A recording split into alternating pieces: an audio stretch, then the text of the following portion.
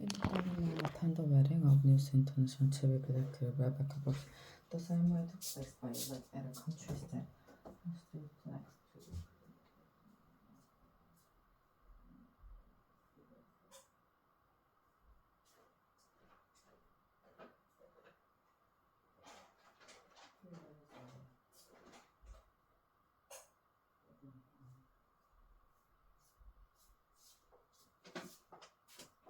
A few years away, the promoter was closer to the action. David Cameron hung back up the slope.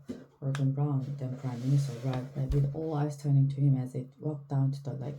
At the reception, I had a brief conversation with Mr. Cameron. I said I hoped he would not win the coming election, but that if he did and if he wanted to act in political debate and stand out in the press, I would support him.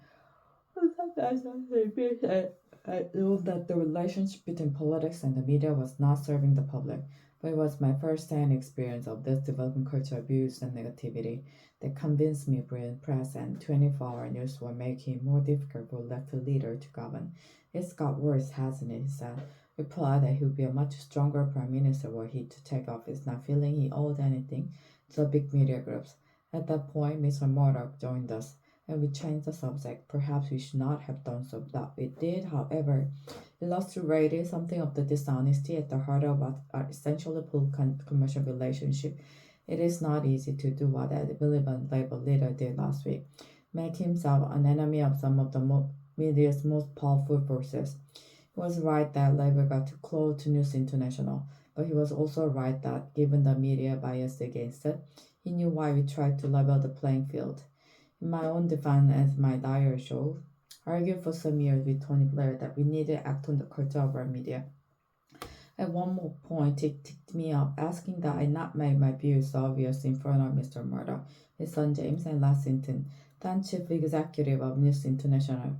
Ultimately, Mr. Blair thought the press had become a problem, but that given our other priorities, people would not understand our taking them on. He also thought it would look like revenge for the fact they had turned against it, and there were political considerations too. Trying to govern and win election is hard enough without the press being against you. I accept that for all of us, at times media support was something we courted at the expense of positions of principle on media issues, but that trap has now been sprung. The latest revelation have forced the police, News International, and the government to act. The police will now be more vigorous. News International will continue with their kamikaze crisis management, which one day will be studied as a textbook case of how not to do it. But the most important development are the Prime Minister during inquiries into press practices and a new system of regulation.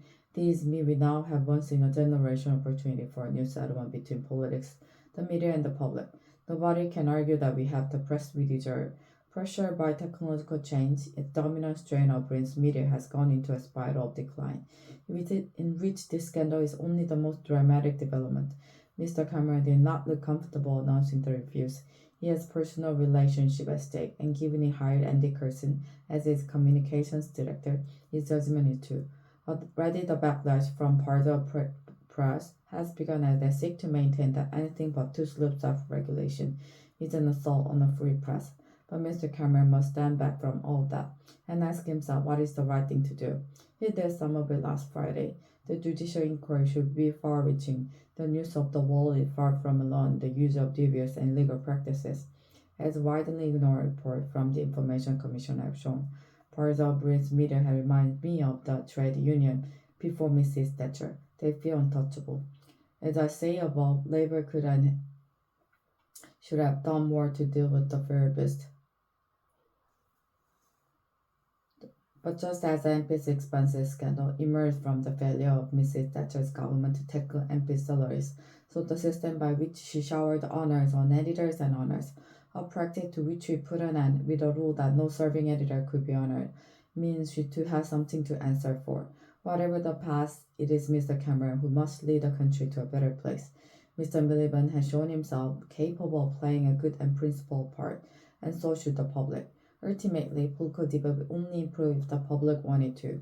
If they channel the anger at recent events into an assessment of what kind of paper they read, whether they really want to live on a diet of celebrity, trivia, negativity, and abuse, to coin a phrase, we are all in this together.